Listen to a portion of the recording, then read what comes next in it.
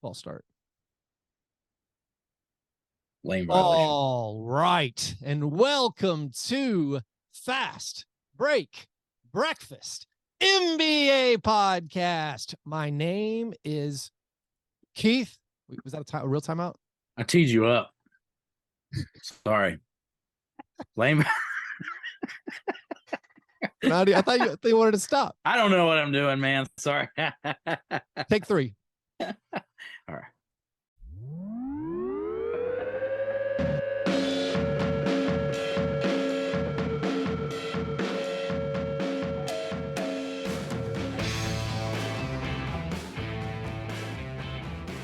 All right, and welcome to Fast Break Breakfast NBA podcast. My name is Keith Parrish, here once again with my buddy through the miracle of computer phone. I'm here with John Burr.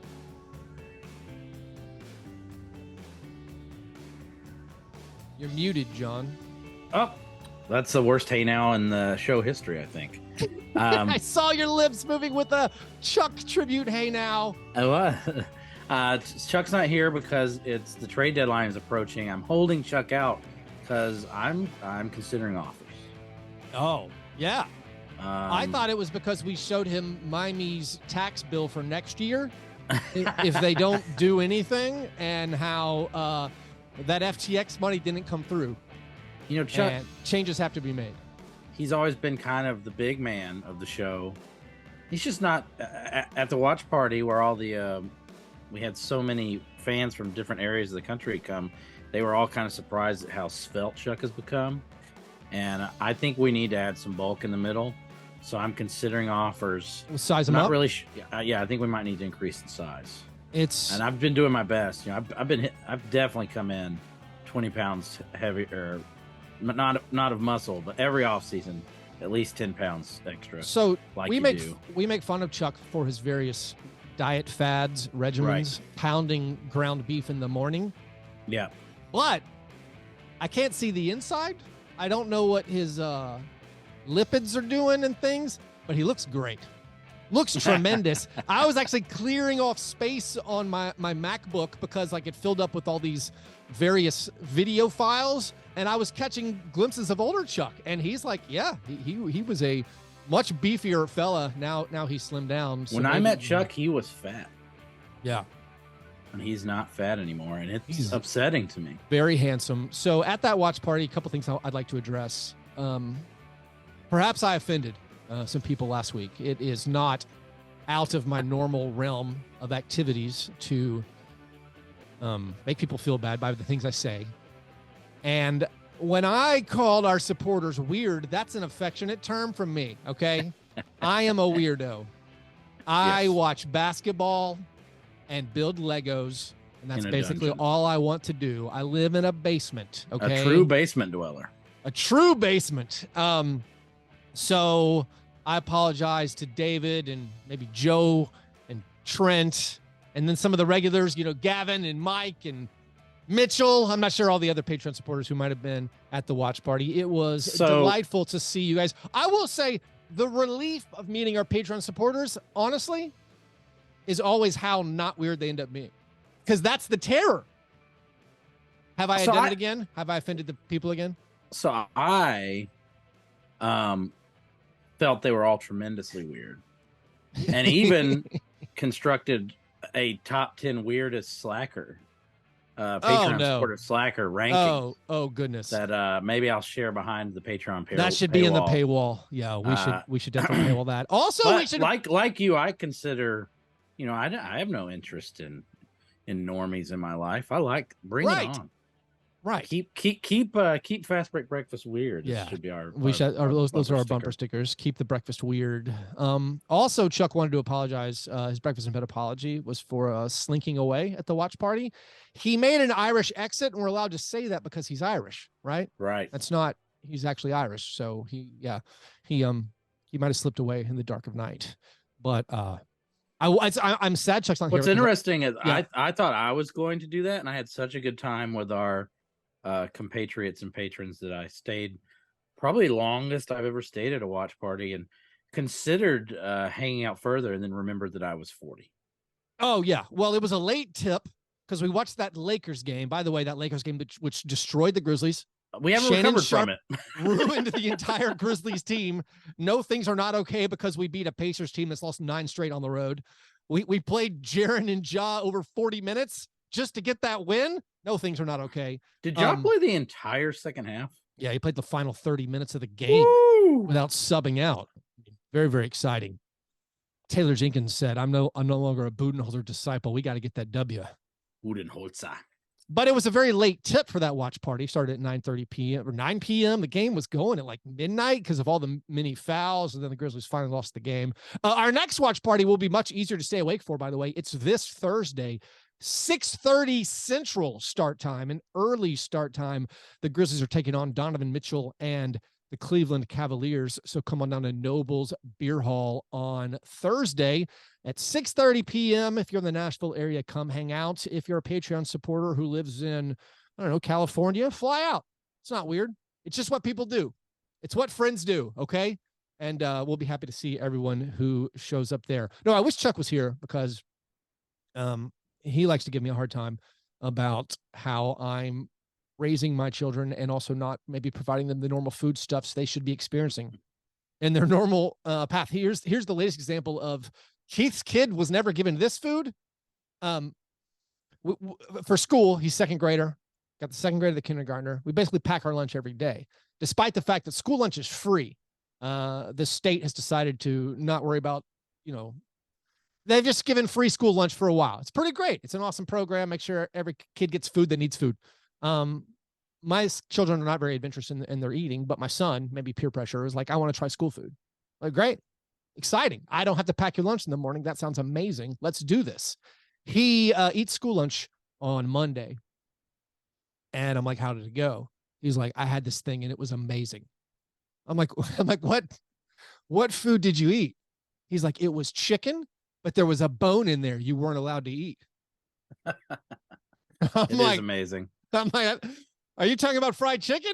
He's like, yeah, it was chicken that had a bone. I was like, did it have like was it crispy on the outside? And he says, yeah, and it was soft on the inside, and I loved the inside. I was like, fried chicken, son, is amazing. Your son's a Lou Williams disciple now. He is a Lou Williams disciple, hopefully not in all the ways, but he's had plenty of chicken in his life, chicken tenders, chicken nuggets. I guess I've never given him fried chicken on the bone before, but apparently public school fried chicken blew his mind. He's like, this is way better than peanut butter and jelly. I mean, fried chicken's one of those things that you can mass produce and it can be upper echelon foodstuffs. Yeah. Like, it's one of the few, like Publix fried chicken. They make that in batches. Incredible. Hundreds of breasts and wings and things. And it is up there with any fried chicken you'll ever eat. Like, that's mass produced. It's not the creme, but it's very, very good. KFC is still, for food that you drive through, pretty top tier. Well, that's just like any old like Popeyes. Like you just go get Popeyes. Changed the game. Yeah. Yeah, you're just like, this is great. This is incredible. Why don't I eat this more? This is so good. Church so I apologize to my son. This is not a breakfast of ed apology yet. I apologize to my son for not getting that guy fried chicken. Are there any things that you've encountered that you have accidentally shielded your smallish child from? Affection. Loving parents. Encouragement. I don't know. My kid is also really picky, but like we are very old parents. Yeah. We're only going to have one child. I mean, not really. I mean, you're the same age I am. You're younger than I am. I think 7 years older than me, though. Yeah. Okay. And we're definitely done. Yeah. So it's like our kid just dominates us. It's like complete prime Shaq. Just takes us down. Joel Embiid in the fourth destroys us. So there's really no like. If she wants to eat the same thing every day, then she's gonna eat. That's what she's gonna get. Yeah. Yeah. Because she has the power. Can I say I saw a picture of your child, and I don't want you to take this as an insult because again I sometimes Keith just says things and people get their feelings hurt afterwards. No, I was like, I have got a lot of these leftover, of my child's clothes. And I was like, maybe I should give them to John's kid, to see if, or I should reach out to John to see if like, hey, do you guys want some clothes? And I'm like, John is a very particular dresser. He probably doesn't want this nonsense of clothes that we put our kids in. If I saw a picture of your child, I'm not going to dressed fine, but also I would say dressed normally, dressed with okay, he's not like putting brooches and like custom clothing on her. Perhaps John would accept these hand-me-downs of my children, these Target and Gap purchased child clothings. Let's rock. Let's rock. Free, let's do it. Yeah, let's go. Let's work it out later. We'll work the handoff later. I do think she's a bit of a clothes horse, but like, yeah, let's be real. It's pretty hard to get interesting baby clothes. Yeah, exactly. And that takes a whole other level. You can, like we have some stuff that we bought that we're like, this is hilarious. Yeah, but like it's like internet. It's like made by the internet, so it like falls apart after 3 washes. Right. Or it's just like, you kind of got to stick with the Kids R Us Gap. Yeah, we just need pants. You don't have a choice. We just need pants. Yeah, we got to have something. And it's hard to get, I guess, nice looking pants for 3, 4, 5-year-olds. Anyways, breakfast, John. Have you had a breakfast? I'm having breakfast. I have it on my person. A McGaw's donut that was just glazed. Ooh. And I was warned not to eat it yet. Yeah. And I did eat one of them. Yeah. And it was very weird. It was as if the dough hadn't finished being doughed. Oh. Like the yeast was there was still some recombinant action in there. And I'm a little worried that I've changed my own body chemistry just by imbibing the damn thing. I don't know that word you said. Recombinant? I don't think I do either, actually. Is that a real word? I think it is a real word, just used in the wrong context just now. I'm not gonna look it up. It's basically like how Jay Billis started using wingspan for human beings, and it just stayed that way, and we accepted it. And it's like, these people have no wings. These people are not planes. What's happening?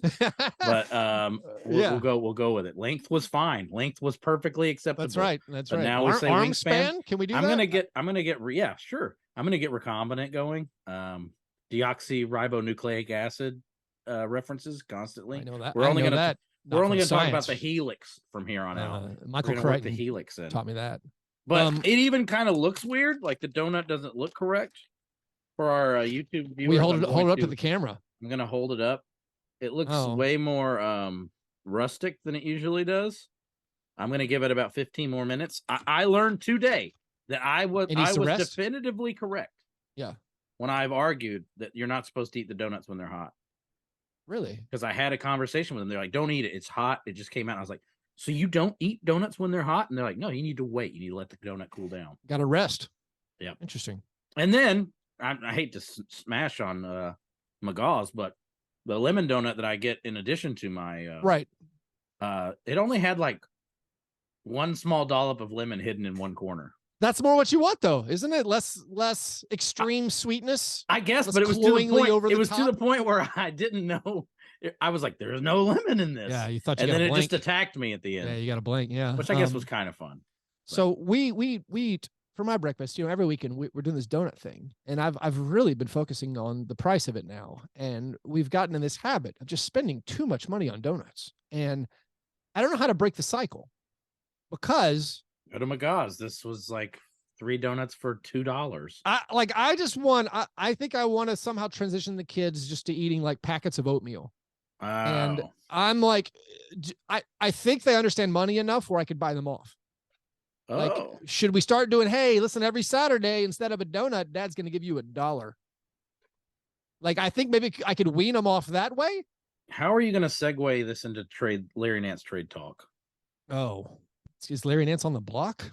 I don't know, and that's my apology this week. Why would they trade Larry Nance? Well, anyways, if you listeners out there have ideas for paying your children off so you don't have to spend so much money on donuts for them. I mean, I like a donut, but I've gotten to the point where, like, I think I want to save these hundreds of dollars I spend every month on donuts. It's the budget. It's that old budget meme of like electricity, $50, gas, $40, water, $5, cable, $100, candles, $1,400. Someone who's good at budgeting, please help me. My family's dying. Ours are the donuts. It's $1,400 worth of donuts every month. Not really, but it makes me sick how not absurd that number is in relation to the actual figure. Those were our breakfasts. After our breakfasts, we moved to our breakfast in bed. Apologies. This is our chance to make right what we might have gotten wrong on a previous episode. We're not going to redo our All-Stars. Listen, it's in the coach's hands now. There's 7 spots available. Multiple Western Conference teams are not going to get All-Stars. It's going to be fine. Does LeBron sit out of the All-Star game? We can save our. Hurts. I mean, his foot hurts. His emotions hurt from feelings are hurt. The referees screwing him. But John, what would you like to make right in the world? What do you want to apologize for? So I don't want it to sound like I'm not paying attention and not hunting for information. Yeah. The trade deadline. Yep. But the way this discourse works, I think is broken. Yeah. I think the good info is hidden behind paywalls or on podcasts I'm not going to listen to. I don't think anyone's giving away the free trade talks anymore. That's meaning. And then furthermore, most of the free trade talk stuff ends up being complete hogwash. Like Miles Turner is not being traded anymore. It'd be a great smoke screen.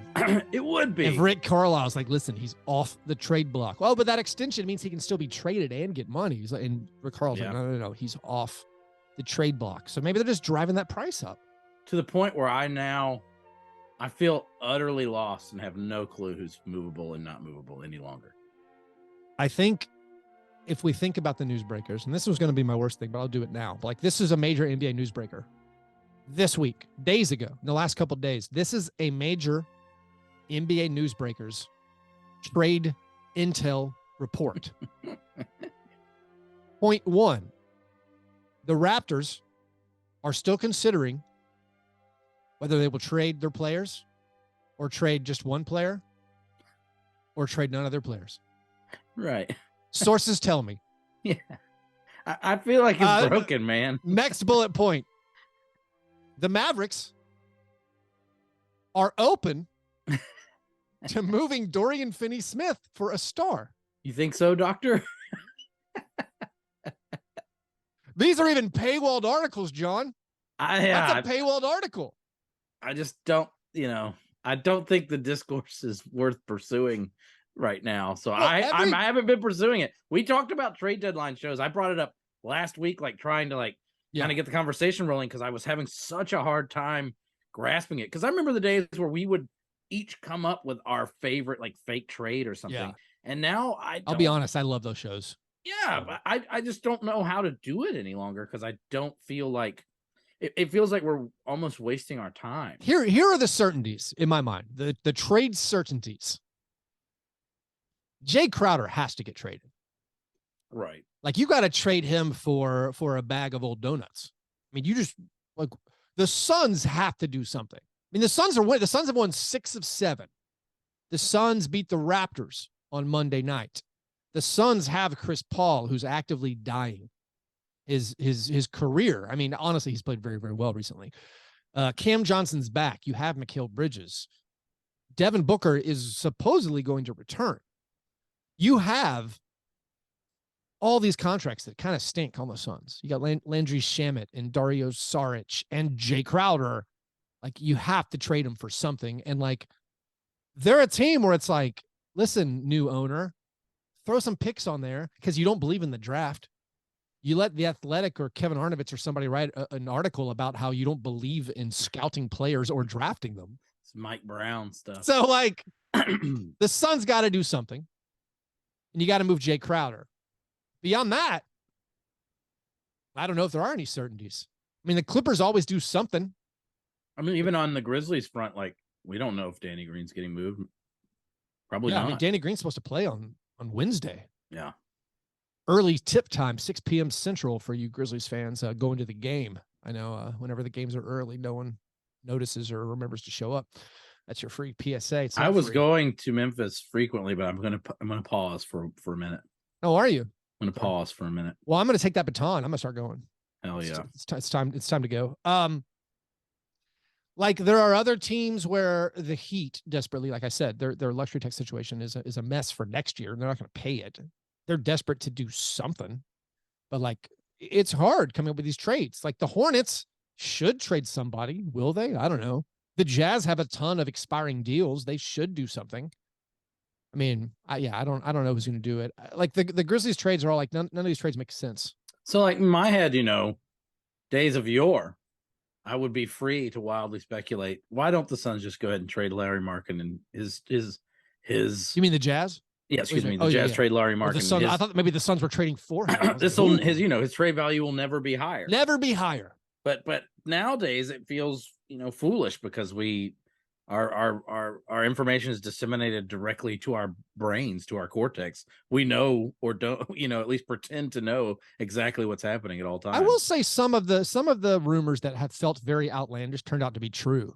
I know Jake Fisher was nailing a bunch of the trade scuttlebutt last year, where things were like, what? That didn't make any sense. Like he had the DeJounte Murray trade. I remember basically it'll be like, the Hawks trying to trade for DeJounte Murray. Like that seems wild. So that ended up happening. I mean, with how wide open the league is right now, it does seem like that somebody's got to go get these guys. I mean, I don't understand the Raptors maybe trading OG Anunoby, but I understand them trading Fred VanVleet. It's going to be a free agent. Gary Trent's going to opt out. It's going to be a free agent. And the Raptors, despite pulling off a few nice victories on this very long 7-game road trip they're on, they're in a tough spot. So we'll see. My apology. This happens a lot on the show. I feel like it happens a lot in podcasting. Seems like we would learn, but the praise of the Sixers got a bit effusive. It's carrying on and on. You had Embiid, the valiant, triumphant warrior who vanquished Jokic on Saturday. Just an unbelievable game. I believe it was 47 points and 18 rebounds. They have this long winning streak.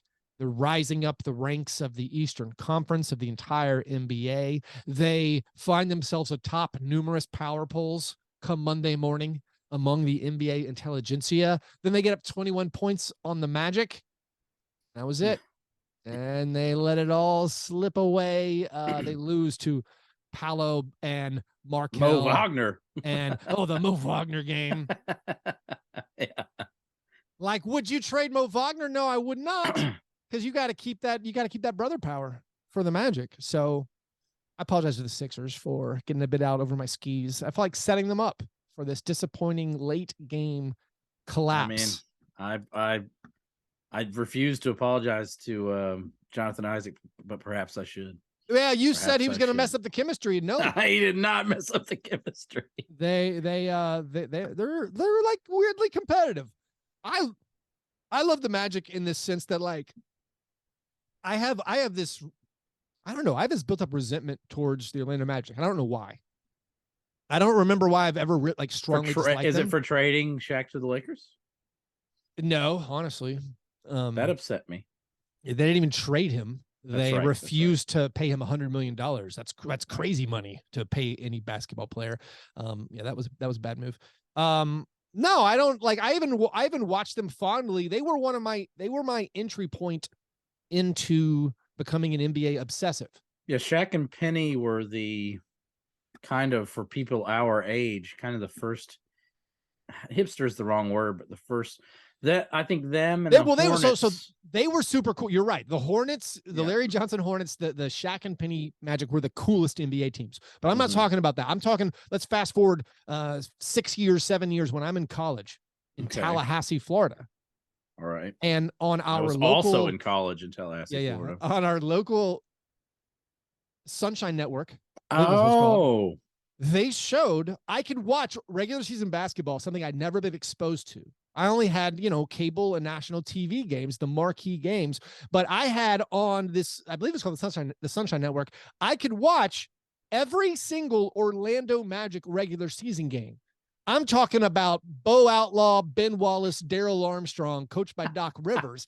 And I was like, this is insane. And I watched so many. I also got the Heat games. It was great. So I watched Heat games. Yeah, I watched Magic games. And this is the first time I'd seen what I thought were like the dark corners of the NBA. I'd never seen the non-marquee matchups. This is where my obsession started.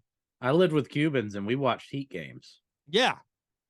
And I have a similar, college is when or that age is when I got super obsessive. Right. And so I'd been playing mine NBA was the Live. Grizzlies actually. When I moved back to Tennessee, I got really into the Grizzlies. But you and also sorry, this is such a nostalgic show. Nostalgia's great. Really, it's hot right now. this is a bizarre thing.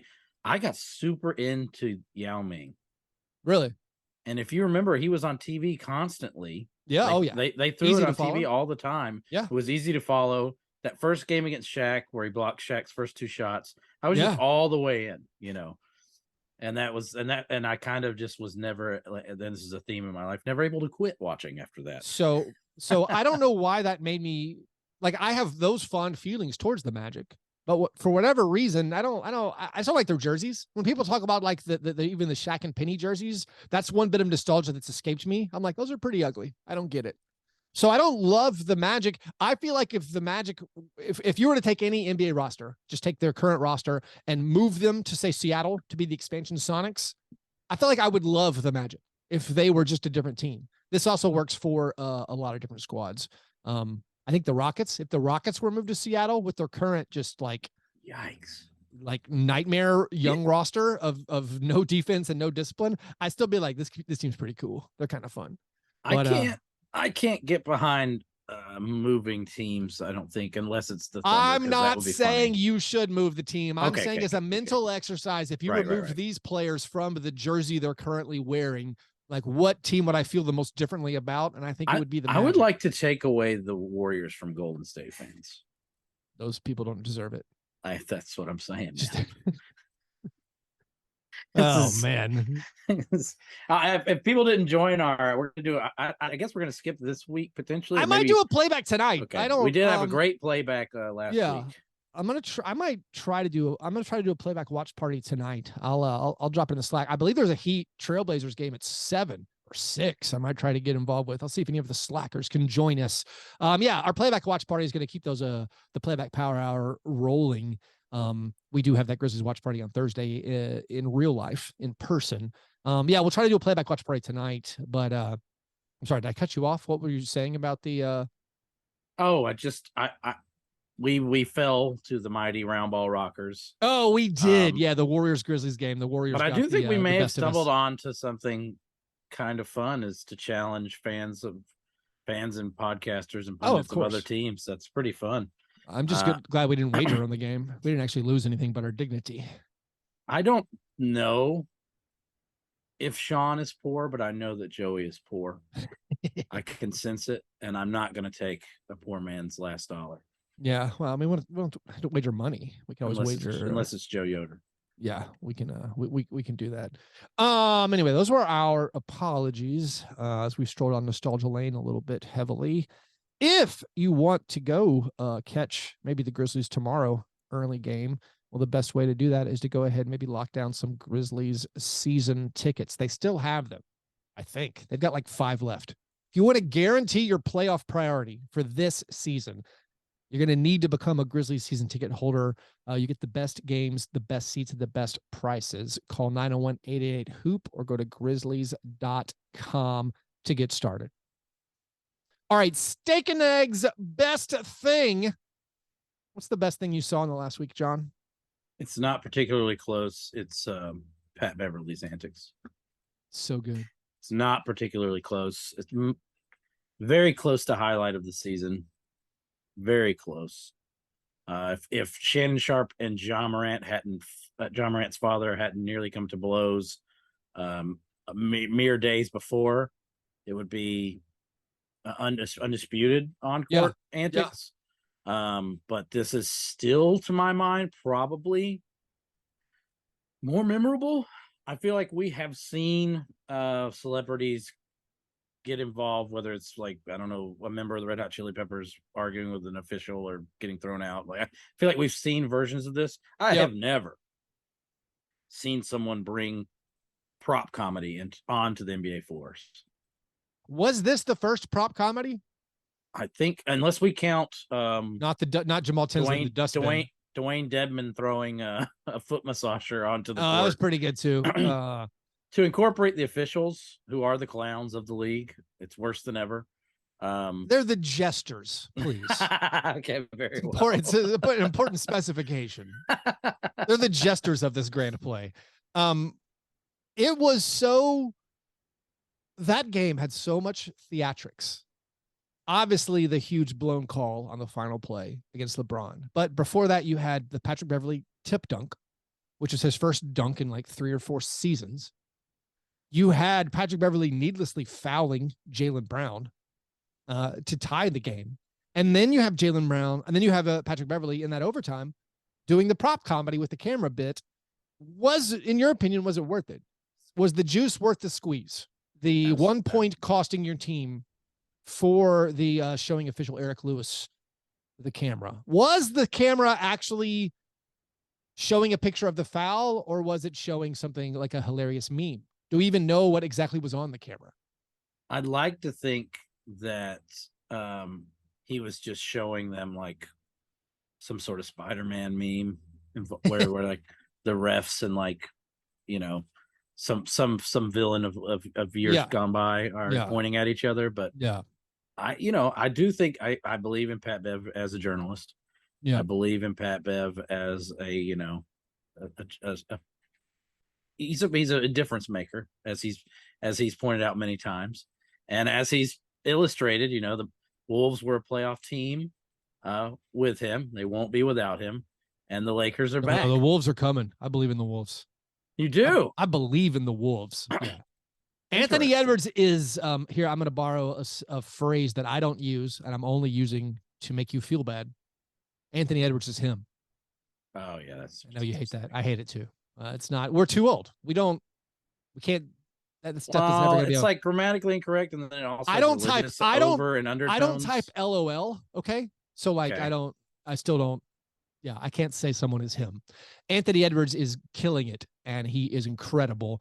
Also, by the way, again, I wish Chuck could weigh in. Apparently, he eats 21 packs a week of Chester's hot cheese fries or something, which like a little. I want to make sure I have this name right. This is me not knowing what snack food is called now. Cheese fry is like a dry fried French fries, kind of. Yeah, it's kind of Cheeto-ish. Yeah. I think Chester's means it's specifically Cheeto-ish. I believe Chester's fries, flaming hot, is what Anthony Edwards says he eats 21 packs of a week at minimum. That's 3 a day. That's a pretty awful habit. I'm going to throw my donut in the trash right now. Yeah. The last time I watched the Timberwolves, they were finding new ways to lose in overtime and then also losing to the Rockets. So I guess I need. Well, they've won They've won literally all their other games besides those two. Yeah, their last 8, they're 6-2. Those were the 2 losses. Right. There's such a wait. You didn't see Kyle Anderson undressed? I saw that. Okay. I saw that. I didn't think we were going to talk about that cucking, unmonumental cucking of the Grizzlies. But get in line, folks. Shannon Sharp has undone us. Yeah. That team still, to me, to use another phrase that we both probably abhor, the vibes are off. And I don't even understand exactly what they're doing. I think the vibes are better. I think the vibes are getting fixed. I think they're learning specifically how just to toss the ball to Gobert to catch it. Gobert understands that, hey, listen, they're not going to throw me the ball a lot. And them just flowing everything through Anthony Edwards. It does seem like I know we abandoned trade talk, but if you just get D'Lo out of there, so many things would change. Oh, D'Lo blew the defensive coverage. That game. Yeah. He was fine in the game. It was it's hard to beat the Kings twice in a row. It would have been very impressive if the Timberwolves pulled off 4 straight, beating the Pelicans, Grizzlies, we just Kings, said that sentence, but it's totally true. The Kings are legit. They're not. I don't know if anyone placed that wager for them to win the Pacific Division. They're still up, I believe, 2.5 games, but the Clippers, Warriors, Suns all turning it on a little bit. But the Kings are legit. But I do believe in the Timberwolves being slightly good enough because specifically of Anthony Edwards. Going back to Patrick Beverley. Right. That's what I was trying. How do we get on this? I missed so much of that overtime game, so much of the specific overtime of Lakers Celtics, just because I was just looking at Twitter, because the Patrick Beverley camera thing took me off of the game, and I just started being like, wait, did that really happen? And then I'm like looking at everybody's jokes about it, and I was just cracking up. And then I was like, oh, the Celtics are up 7 or 6 or whatever it was. That's too bad. It's too bad. He was doing his Dame broken watch routine. He was just firing on. He has been this week. He's been killing He it. is him. He is. He is him. Kudos to him. My best thing, a team I did not take very seriously at all, even made fun of, I believe last episode or 2 episodes ago, the Washington Wizards. Winners of 6 straight. With Porzingis mostly on the bench. With not even like a full complement of players. It's basically Kuzma and Brad Beal. Bradley, and again, I like calling him Brad. I don't know why. I've never been told that's okay. Ben Mathurin, Brad it's just Beal. something I do. You are into the whole brevity thing. Yeah. I've switched to Benny Mathurin. Ooh. Like Beal's not even. He's averaged like 19 points per game during the win streak. I think Kispert's played every game. Although playing Gafford's played a lot. Denny Avdia was like 10 for 12 the other night. The Wizards won in San Antonio for the first time since I was in college. I guess you just need to get your trash onto the Lakers and everything's fine. Also, Wizards fans, this is when you're not like, we're podcasters. We got this 10,000 foot view of a lot of other teams. We're not intimately involved watching every game. We catch Rui's good games, but we're not watching the Wizards every night. As a generalization, Wizards fans not broken up about the Rui Hachimura trade. No. They were like, oh yeah, it seems fine. That guy doesn't bring it. Like, oh, okay. And you can always, a good rule of thumb, look how the fan base reacts to a trade.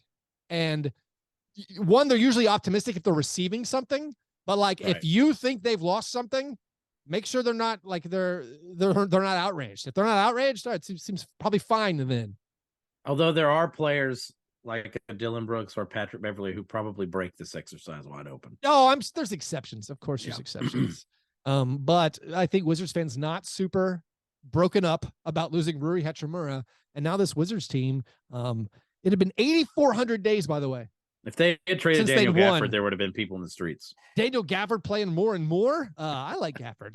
He's got that cardio up. He got that cardio up finally. Can play over 20 minutes maybe. But the Wizards are like, they're streaking right now. The schedule's easy, okay? But the last 4 have been on the road, and look at their schedule. John, they might not lose again. Next game at Detroit. Bold. Next game at Detroit. That's 7 straight. I'm setting myself up for failure, and I don't care. That's 7 straight. The game after that, home game against the Portland Trailblazers. I believe that'll be the Trailblazers' 3rd game in 4 nights. I'm calling that a loss for the Trailblazers, a 8th straight win for the Wizards. Then you play at the Nets. Oh, that's a tough one. That's a tough one. I'm gonna say momentum carries them. That's a win. Then you get a homestand, Cavaliers, Hornets, Pacers. Yes, the Cavs are probably the better team, but I'm not overly convinced by what the Cavs have going on right now. I feel like they're kind of stumbling and stammering a little bit up to their at least normal standards. I'm gonna say I'm calling that 12 straight wins. 12 straight wins, John. I'm gonna bet them every night. I'm into betting against this. Money line every single night. Boom. That's how you get rich. I'm headed to Vegas. I can make these. What do you do? What's work's taking you to Vegas? Work's taking me to Vegas. I'm going to be back and forth all month. It's at least it's easy to get a flight. Is it? Yeah. Great. There's always flights into Vegas. That's good. Especially from LA. There's like 1 billion of them. So let's do the opposite of our best thing. It's our worst thing. Cream of wheat worst thing. What's the worst thing you saw in the last week? I mean, I don't want to belabor the point, but if the Grizzlies hadn't have played the Pacers, I don't know where I'd be mentally right now. Like it got to the point, like I know you caught them all, but I had some breaks in there. Yeah.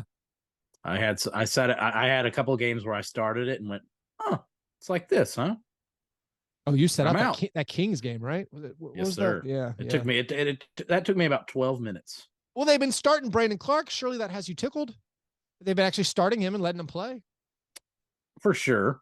And I'm back in, but like I just can't. It does hurt to say aloud that Shannon Sharp pulled our pants down in front of God and country. It does. And then I guess let's get to it.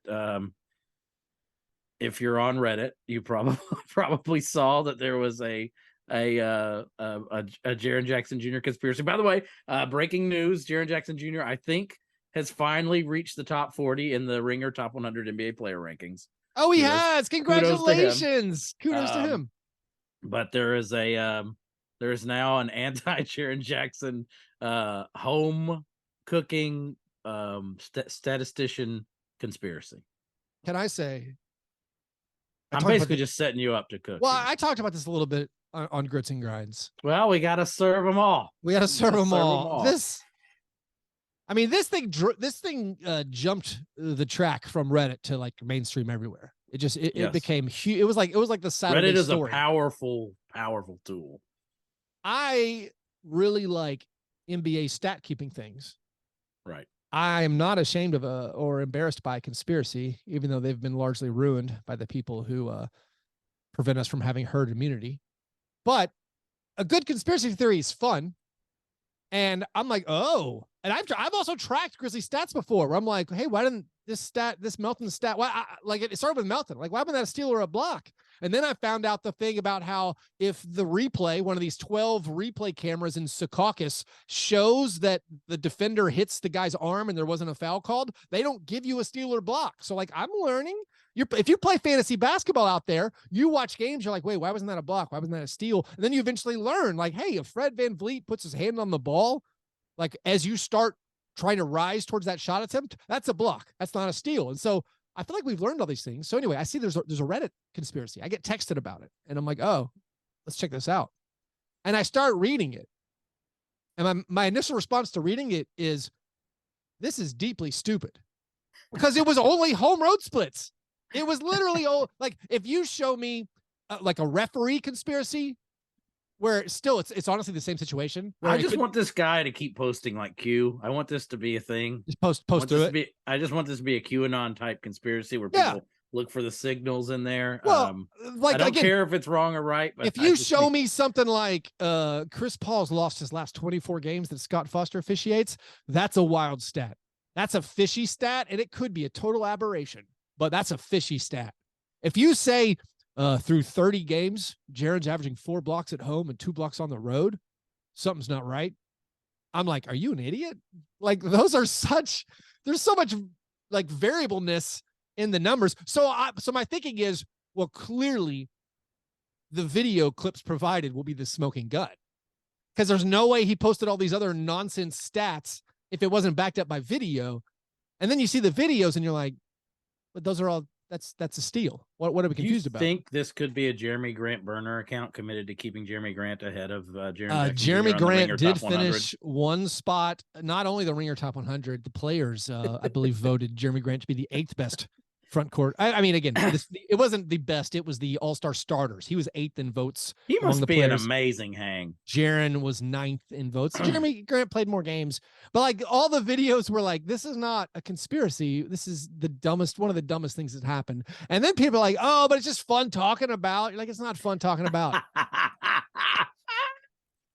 This is kind of fun. It's sort of fun talking about. Like, I don't care if you've proven this fact to me. I'm still going to point to this video that doesn't prove what I say it proves and say it proves something. It's literally why we had an insurrection.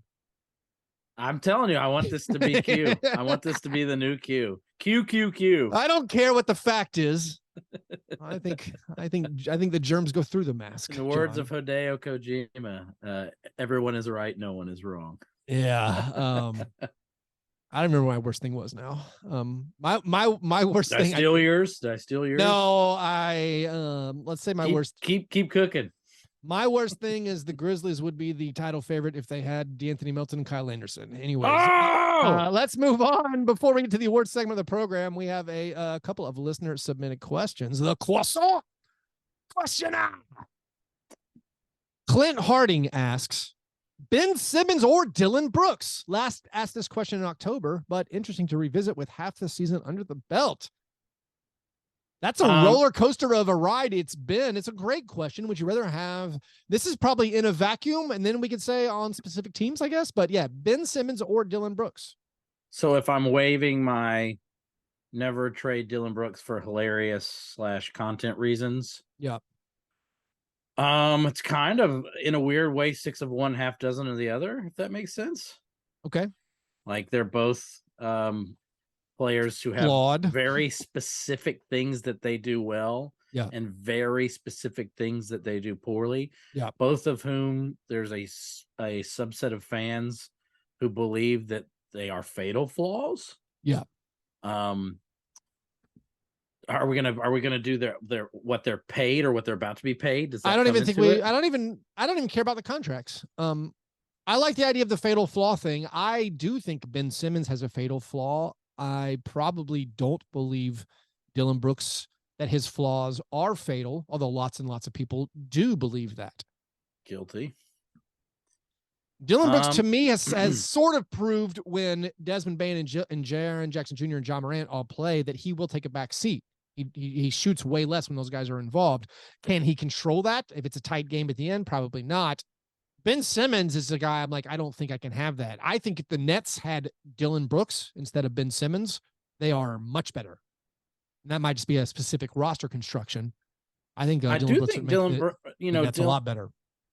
I do think if you were forced for some reason to watch every Nets game, you probably would have an appreciation more similar to the kind of microcosmic look you have at Dillon's, because you can, like, I don't watch a ton of Nets, but when I do, I do notice that his defense is still insane. He's still like in a positive sense, he's a freakish basketball player that he's so tall and he can handle it and he can, get those defensive rebounds and push the basketball. He's always looking to pass as quickly as possible, which I don't know if that's great, but the question within the question is, do you believe Ben Simmons is coming back to what he once was? Because the Ben Simmons you have this year is so much less from a regular stats to an advanced stats perspective that to me it'd be hard pressed, even as the Dillon Brooks hater on the show, to choose Ben Simmons unless you think this is the aberrant season, because there's nothing positive to look at from the Ben Simmons timeline. Speaking of that late 90s Magic team, I believe I saw someone called Ben Simmons Bo Outlaw with a dribble. Ooh, I thought you were going to do a Nick Anderson thing. And Nick Anderson. Speaking of the yips. Because it feels like Ben losing Simmons the ability, has lost something forever. He certainly has lost something, and he's not that great. It's a fun question. I don't think the Grizzlies would be better with Ben Simmons because they need someone who will just put the ball up on the rim. Like if you lose Dillon for Ben Simmons, that doesn't help the Grizzlies right now. I am intrigued by a Ben Simmons front court if you could get him for a package of nothing, but I don't want to pay him what he's getting paid. Yeah, it's a good question. Most important question is Ben Simmons in the Ringer's top 100 NBA player rank. I have no idea. Oh, vibe, daddy, vamp. I've got it pulled up. We got to figure that out. Do a control F, try to find Ben Simmons. How much better does the Ringer think Ben Simmons is than Steven Adams? Question of the day. Yeah, I mean, Ben Simmons, again, I think it's the he had some good moments even in that rivalry week showdown of Sixers Nets, where you saw the flashes, you saw the goodness, but to me, I don't think the fatal flaw can be overcome, or I hope it can for Dillon. You have any results? We have a solution. Yep. Dillon Brooks, 94th. Ben Simmons, unlisted. Dillon Brooks got added to the Ringer's top 100? I think he was already on it because it's not showing. It's not showing that he was added. Internet abuse works, friends. Abuse works. He's right ahead of Norm Powell. So that's the thing. Norm Powell, because I remember Norm Powell he's ahead of Jordan Poole. Norm Powell and Zubac were both listed on those, and I'm like, you guys they're better. This is incredible. By the way, John, did you see that the All-Star voting results, Dillon Brooks, the player results as they voted for the All-Star starters, Dillon Brooks received more votes than Andrew Wiggins, and also the same number of votes as Draymond Green, and way more votes, although it's not front court to front court comparison. Klay Thompson received 4 votes among guards. Dillon received 17 in the front court. So that's 12 Grizzly votes. Take that, Warriors. So we're gonna do five votes for. Yeah. Let's do one more question. Derry Swindo asks, or mainly states, writes a little essay. Right. Derry Swindo opines, the Bucks have changed the game of on-court artillery warfare by firing not just T-shirts, but also hot bratwursts into the crowd. What signature foodstuffs do you think other teams should load into their heavy guns? Obviously, Memphis should be shooting ribs into the crowd. I would say barbecue nachos, honestly. Just a barbecue nacho gun. I just want rendezvous dry. You're right. Ribs. I think ribs wrapped in foil would work just fine. Yeah, that'd be incredible. I think the Hornets could shoot Muggsy Bogues into the crowd. You only get one shot, but if you make it a good shot, I think that gets you the desired effect. Philadelphia, throw the cheesesteaks out there. Or just a fire hose of whiz. I feel like the Knicks, why don't they do this? They should just slice a pizza. Well, then I would say launch bagels. It's like a little bagel launcher. That'd be fun to catch. That's actually a real maybe bagels and hot dogs. You could do bagels. I think a bagel toss. It's the great. water. Let's see. Sushi. I think of sushi one of the LA teams. Yeah, LA. It's very upsetting. I think it's good that there's certain cities that don't have NBA teams because like we would just Seattle they would fire sushi. Yeah. Sockeye salmon's flying at everybody in Seattle. Like Nashville would just be a chicken coated in cayenne pepper. There's just nonstop injuries. Yeah, people's Cincinnati would be weirdly sweet chili just sprayed on everyone. Cinnamon chili. Oh my God. I didn't know. I'm embarrassed. I didn't know they were shooting real bratwursts. I feel like I need to experience this now. I want to say I was at a Christmas parade in Detroit, visiting my brother and his family, and they were throwing, little peppermints, Starlight mints type things, just little candies. But then one of the floats in this local city parade tossed me a pound of ground beef. I should have given it to Chuck. Wow, we gave it to a local. I think it was probably worth $7-8. It seemed like some very nice ground beef. Are there any signature foods for?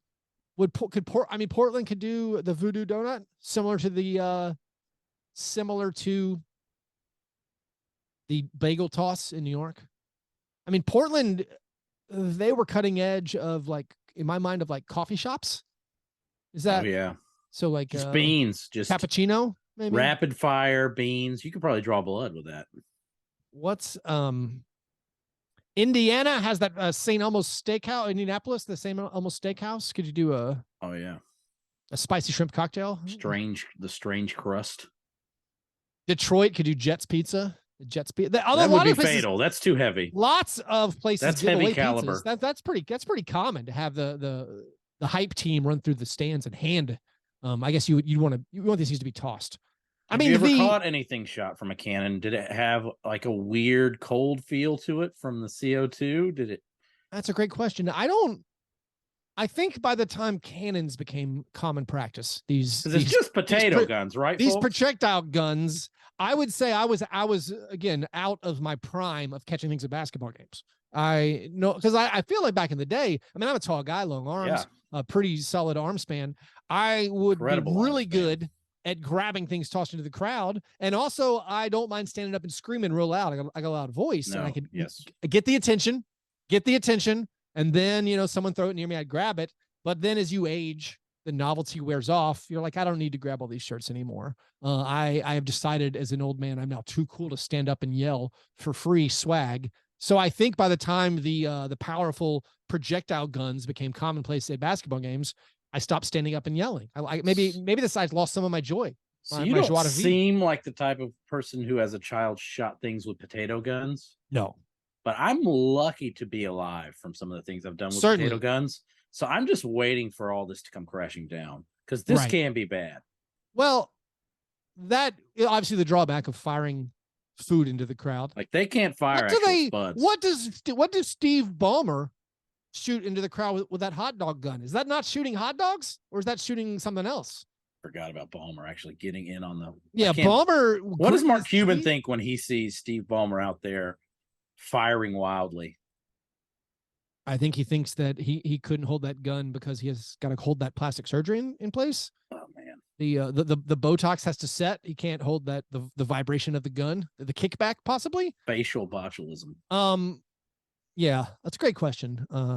Derry, thanks for the question. If you guys want to have your own questions submitted or answered on air, you have to become a Patreon supporter. Also, to join our Slack, our listener Slack. Honestly, the best thing we offer, the only thing of value we offer to the world is the listener Slack, where you can talk about basketball or movies or fatherhood or whatever else you want around the clock. We're here for you 24/7. To our Patreon supporters, join at patreon.com/Fastbreak Breakfast. All right, it's now time for the awards segment of the program, the International Stackhouse of Pancakes Award.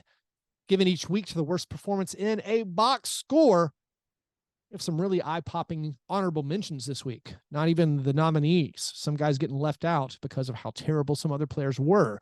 Our honorable mentions: Cam Johnson, 1 for 9. LaMelo Ball, 2 for 15 and 6 turnovers, but he was saved by having 15 points and 11 assists. Brandon Ingram, honorable mention, 4 for 18. Tyler Hero, 4 for 19. DeAndre Ayton was 6 for 20. Also, Pascal Siakam, 8 for 26.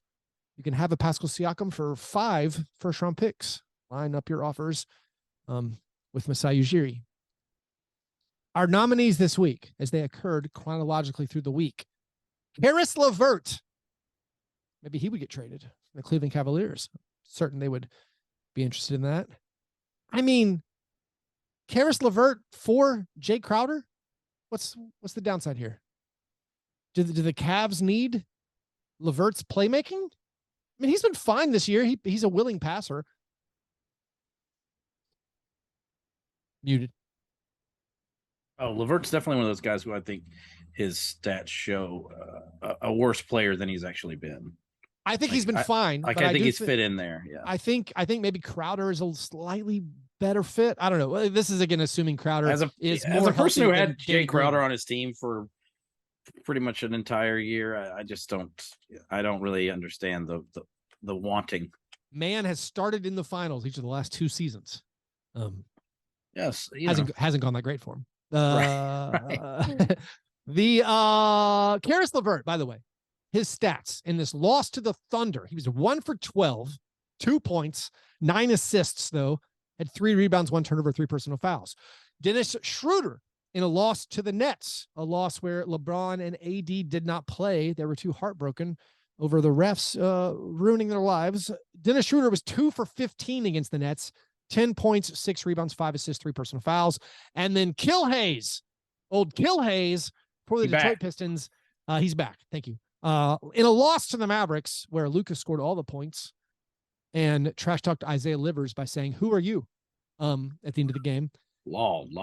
Actually, I think the phrasing was, "Wait, who are you?" Killian Hayes in this game fouled out. Good job by you. Kudos to you. He fouled out, was 3 for 16, 8 points, 7 assists, 3 rebounds, 2 steals, and a turnover. So Karis LeVert, 1 for 12, 2 points, 9 assists. Dennis Schroeder, 2 for 15, 10 points, 5 assists. Killian Hayes, 3 for 16, 8 points, 7 assists, and a foul out. It's our boy Kill Hayes, right? I'm voting for Kill Hayes. He tried. He did try by fouling out and took care of the basketball, basically. Only 1 turnover. Schroeder, no turnovers. 2 for 15 and 3 for 16 are pretty similar. Well, I'm going Hayes. You do what you need to do. Let's do those assist numbers one more time. All right. LeVert was 1 for 12, 2 points, 9 assists, 1 turnover. Schroeder, 2 for 15, 10 points, 5 assists, no turnovers. Killian Hayes, 3 for 16, 8 points, 7 assists, 1 turnover. All these dudes took care of the ball. Yeah. I guess we'll go. I'll throw my lot behind Hayes, but I think Schroeder's right there. He's right there. Two-man rules. Whoever speaks first wins. And I wanted revenge for the Lakers. Him beating us single-handedly. Yeah. But we missed our shot there. Yeah. Truly focused on the box score. What if we shorten Killian Hayes not to Kill, but Killy? Can I call him Killy Hayes? What about just Ian? Use the back part. Less cool.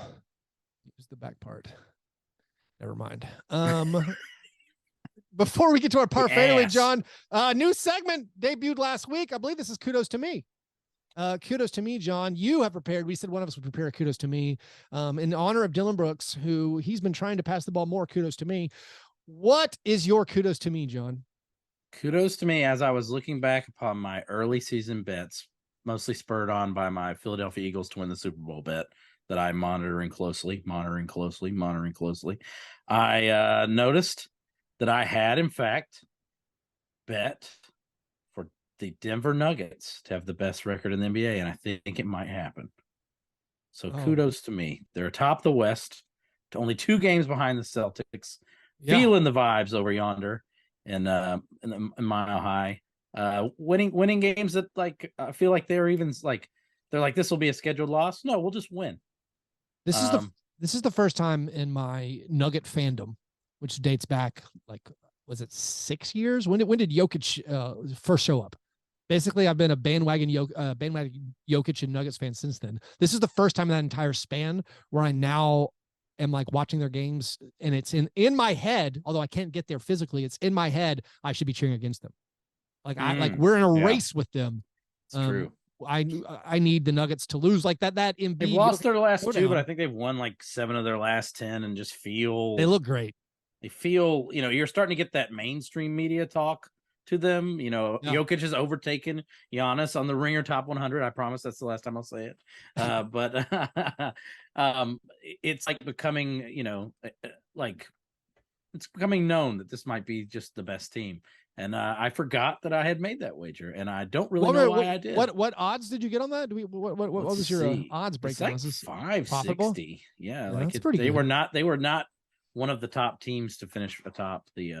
It's kind of a hard bet to get, but I did get it. I'm not so kudos to me on my Sixers winning their division. It looks like the Celtics are going to do the damn thing. I mean, the not kudos to me is my my paid a lot of juice for a Raptors make the playoffs one. 8-year streak down the drain.